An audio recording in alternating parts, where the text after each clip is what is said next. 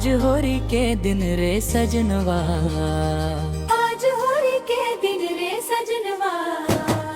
गुलाल उड़त हवै गगनमा, माया बरसत है मनवा।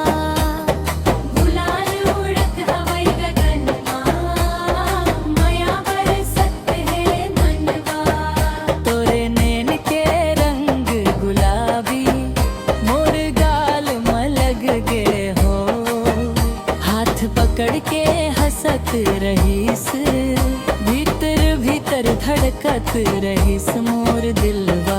रंग डाइस मोर चुनरी मन, भिंज गे मोर सगरी सजन।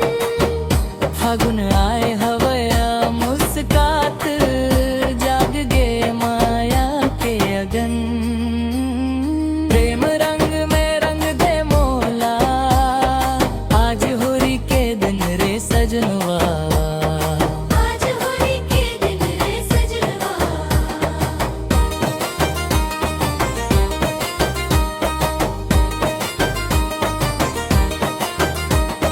ढोलक बाजे, मंजीरा बाजे, गाँव गली सब झूमत हवै। गाँव गली सब झूमत हवै। तोरे संग खेलम होरी मोर राजा, मोर सपना पूरा होत हवे। सपना पूरा होत हवै। अबीर गुलाल उड़े अंबर माँ, रंग जैसे इंद्रधनुष छाए।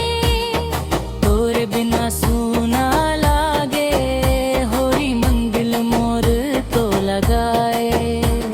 सात रंग के संग संग आज, सात जन्म के संग निभाबो। होरी के रंगीला दिन माँ, तोरे संग जीवन सजा